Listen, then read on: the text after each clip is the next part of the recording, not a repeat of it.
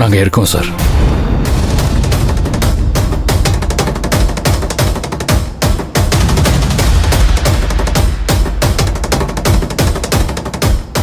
Good. என்னங்க என்ன காரியம் பண்ணிட்டு இருக்கீங்க?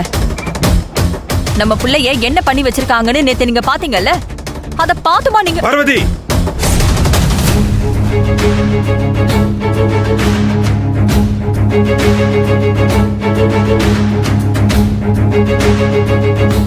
அன்பு ஆனந்தியும் இங்கதான் வேலை பார்ப்பாங்க.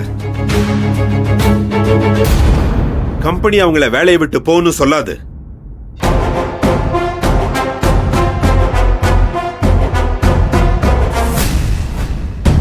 இங்க பர்சனல் பிரச்சனையை கொண்டு வந்து என் கம்பெனி மானத்தை வாங்காத.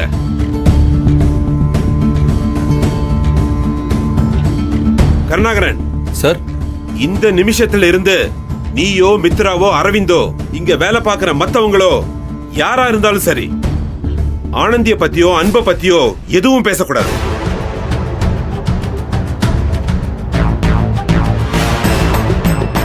நான் அவங்க 2 பேருக்கும் வாக்கு கொடுத்திருக்கேன். அதை காப்பாற்ற வேண்டிய பொறுப்பு உங்க எல்லாருக்கும் இருக்கு. புரிஞ்சுதா? Okay sir. வேலையை தவிர தேவையில்லாத வேலை எதுவும் இங்க நடக்க கூடாது. அன்பு, ஆனந்தி, 2 பேரும் போய் வேலையை பாருங்க. போலாம் பார்வதி. வான்னு சொன்னேன்.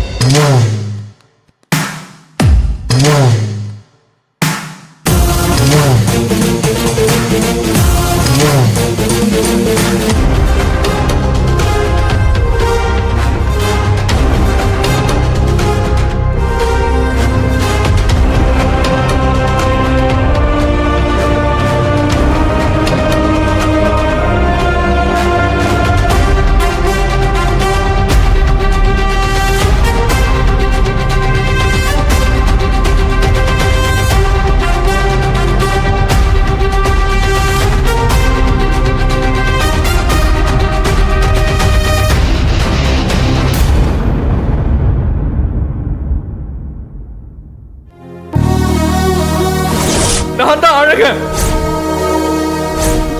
ஆனந்தியை நானும் தான் காதலிக்கிறோம்.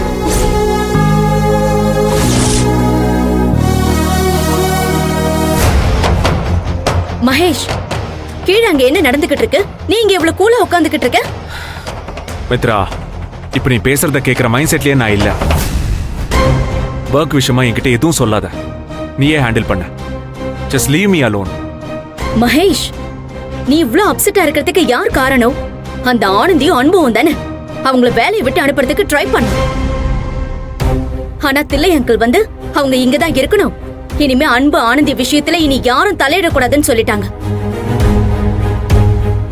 உன்னை நம்ப வச்சு ஏமாத்திட்டு அத பத்தி கொஞ்சம் கூட கில்ட்டி இல்லாம அவங்க அங்க சந்தோஷமா வேலை பார்த்துக்கிட்டு இருக்காங்க. நீ இப்பவே வந்து அவங்கள வெளியில அனுப்பு. அப்பதான் நாளைக்கு யாரும் இப்படி ஒரு நம்பிக்கை துரோகத்தை பண்ணணுங்கிற தாட்டே வராது. வா மகேஷ். இங்க பார் மித்ரா, எனக்கு அவங்க நம்பிக்கை துரோகம் பண்ணிட்டாங்க. நான் அவங்க மேல கோவமா இருக்கேன், எல்லாம் சரிதான். ஆனா எதுக்காக நான் அவங்கள வேலையை விட்டு அனுப்பணும்? என்ன மகேஷ் இப்படி கேக்குற? உன்னை இந்த நிலைமையில பாக்குறதுக்கு எவ்வளவு கஷ்டமா இருக்கு தெரியுமா? எவ்வளவு கூலா ஹாப்பியா இருப்ப. டோட்டலா உன் நிம்மதியவே காலி பண்ணிருக்காங்க. அவங்கள நீ சும்மா விடலாமா? அது என்னோட பர்சனல் பிரச்சனை மித்ரா. அதுல அவங்களை எப்படி ஹேண்டில் பண்ணணுமோ அப்படி ஹேண்டில் பண்ணிட்டேன். அது அங்கேயே முடிஞ்சது. இனிமே எங்களுக்குள்ள எதுவும் இல்ல. இப்ப நான் ஒரு எம்டி, அவங்க இந்த கம்பெனியோட ஸ்டாஃப், அவ்வளவுதான். அவங்கள என் பர்சனல் காரணத்துக்காக வெளியில அனுப்புறது இட்ஸ் நாட் ஃபேர். அப்போ இதோட உன் லைஃப்ல ஆனந்திங்கிற சாப்டர் ஓவரா? அவளை தூக்கி போட்டுட்டியா? அது எப்படி மித்ரா என்னால முடியும்? மகேஷ், என்ன நீ போய் அழுதுட்டு இருக்க? என்னால முடியல மித்ரா.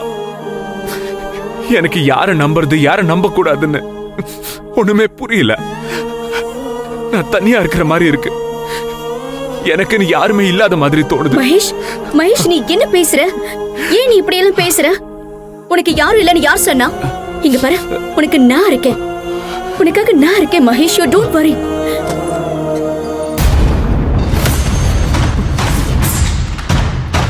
உனக்காக நான் இருக்கேன். நீ எப்பவுமே நான் உன் கூட இருப்பேன். நீ தனி ஆள் கிடையாது. Okay, you calm down Mahesh.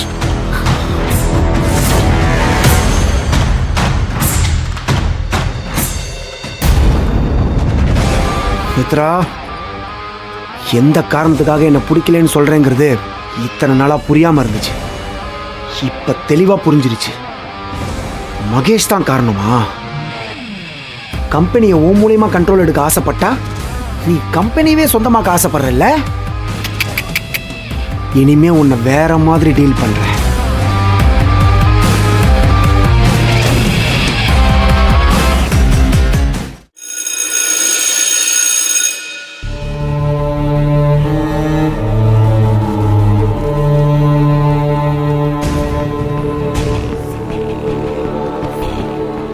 Anandhi, வா போய் சாப்பிட்டு வரலாம். ஆமா, இப்ப சாப்பாடு ஒண்ணுதான் குறை. நான் வரல. கம்பெனிக்கு திரும்பி வந்தா இப்படிதான் எல்லாம் நடக்கும்னு உங்களுக்கு தெரியாதா? எல்லாம் தெரிஞ்சுதானே 2 பேரும் வேலைக்கு வந்தீங்க. அப்புறம் என்ன?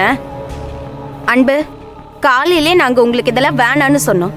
என் பேச்சு கேட்டு அப்பவே வேலையை விட்டு போயிருந்தா இதெல்லாம் தேவையா? இப்ப தில்லைராஜன் சாரே நீங்க வேலையை விட்டு போனா உங்களை கம்பெனி தடுக்காதுன்னு சொல்லிட்டாரு. இந்த அசிங்கம்லாம் தேவையா உங்களுக்கு? ஜெயந்தேக்கா, சும்மா அன்பனை திட்டிக்கிட்டே இருக்காத. ஓ, உங்க அண்ணனை திட்டினதும் அப்படியே பாசம் பொத்துக்கிட்டு வருதோ? பாசம்லாம் இருக்குதான், ஆனா அதே டைம்ல பசியும் கொஞ்சம் ஜாஸ்தியா இருக்கே. நீ உன் இஷ்டத்துக்கு திட்டி அன்பனும் ஆனந்தியும் சாப்பாடே வேண்டான்ட்டு போயிட்டா அப்புறம் நீயும் வேண்டான்ட்டு போயிருவ. அப்புறம் என் பாசத்தை காட்டி நானும் பட்னியா கிடக்கணும். அதான் திட்டாதன்னு சொன்னேன்.